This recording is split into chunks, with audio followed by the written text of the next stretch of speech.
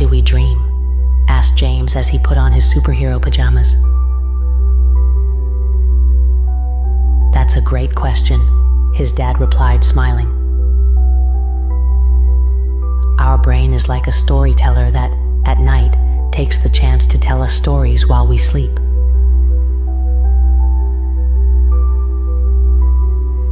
Some are fun, others are weird, and some are a little crazy. But they all speak about what we've lived, felt, or imagined.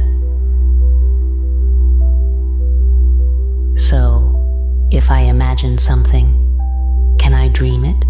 said James, his eyes wide open. "Of course, but you have to really, really want it.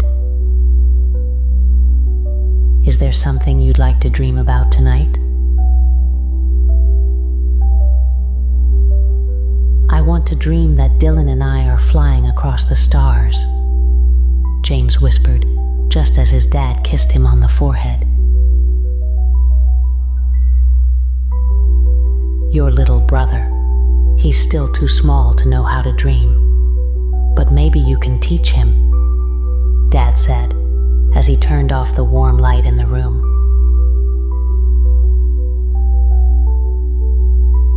Before closing the door completely, he peeked back in. "James, I taught you how to dream too. You know how I did it?" "How, Dad?" "I dreamed of you, James. Night after night. And in my dreams, I showed you the way." Dad gently closed the door. James snuggled into his bed, hugging his pillow.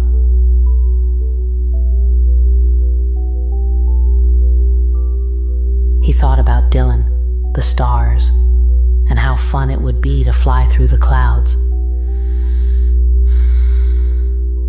Maybe he could show his little brother that world and share all that magic.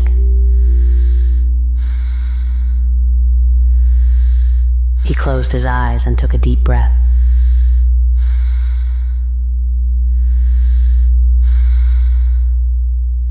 He knew that to dream, he had to prepare not just his body,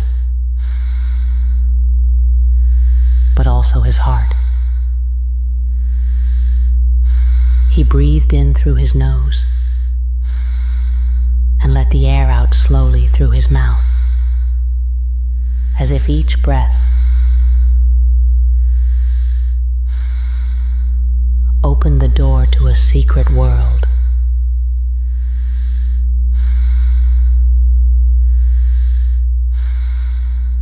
He kept breathing until he could hear the beat of his heart.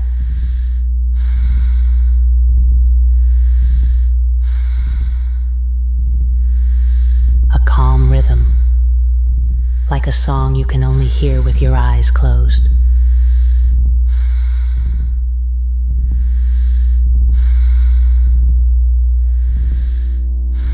Then he imagined holding Dylan's tiny hand.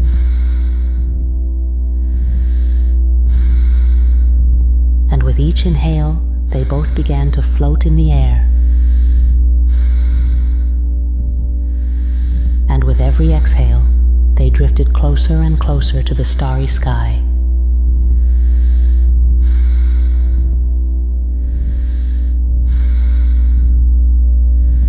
And so, with every breath, James and Dylan rose,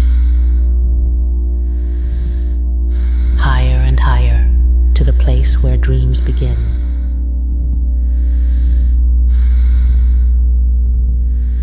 Little Dylan floated beside him with his eyes wide open.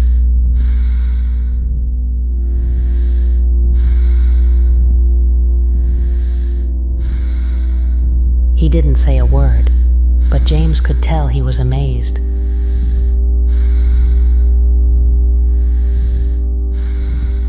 His tiny hand squeezed his brother's tightly, as if saying, "I'm here, but I don't know how this works."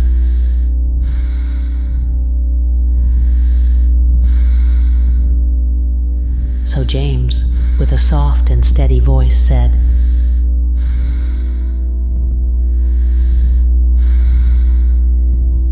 "Breathe with me, Dylan. Like your chest is a balloon. Look, like this."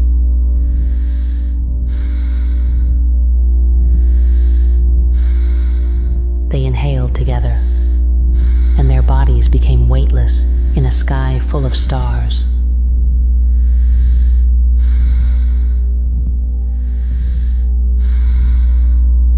As they exhaled, a breeze pushed them even higher, until they brushed against a fluffy cloud that melted like cotton candy in their hands.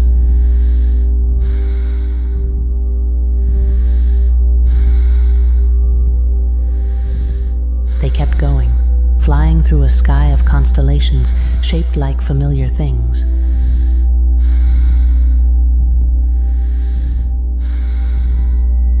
A teddy bear with a scarf, a moon on a bicycle, and a floating castle made of pillows. "Let's go there," James said, pointing to the castle. They landed on a carpet made of feathers. Everything glowed with a soft golden light, like the last ray of sun before falling asleep.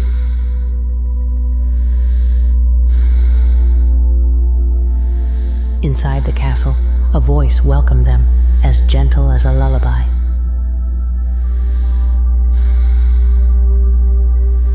"Welcome, dreamers. Here, everything you imagine becomes real."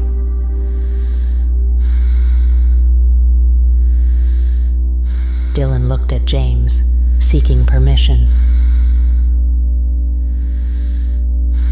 "It's your turn, little brother. Close your eyes and tell me what you see," James said.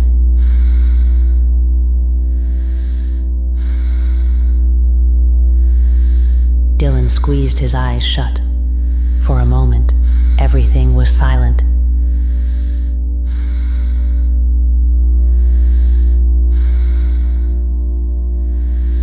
Then, the castle began to change.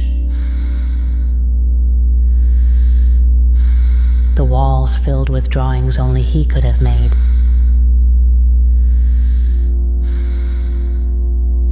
His teddy bear, his favorite blanket,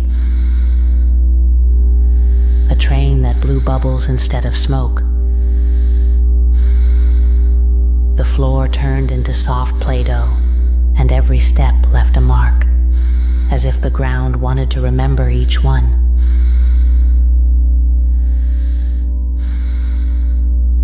"You're doing it, Dylan. You're dreaming," James laughed, spinning with his arms wide open.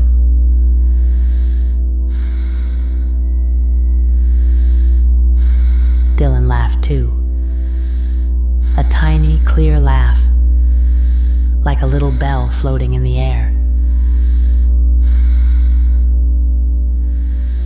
His very first dream had begun, and together they flew inside it. James looked around in awe. This wasn't his dream. It was his little brother's, and it was perfect.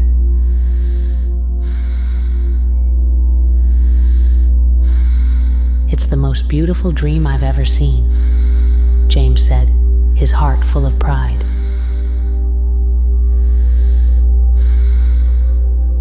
Dylan twirled through the air like a feather dancing with the wind.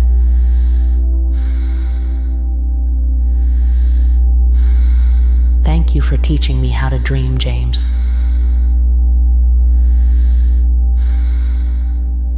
Dylan cuddled up next to him.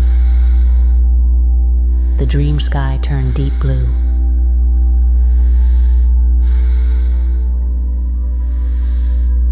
And the stars twinkled more slowly, as if they too were getting sleepy. without saying another word, they hugged, and their breathing slowed, like the waves of the sea when everyone is asleep.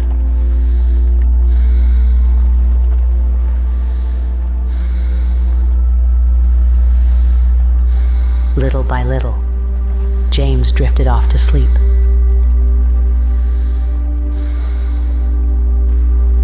Little by little, so did Dylan. And as they slept, wrapped in each other's arms, the dream carried them gently, like a breeze, back to their room. Everything looked the same, but something inside them had changed.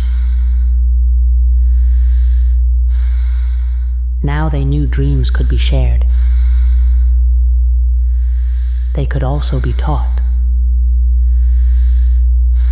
And that inside every child lives an invisible storyteller. And so, under a warm blanket, two hearts slept peacefully, beating to the same rhythm. James, Dylan, and the gentle silence of those who dream together.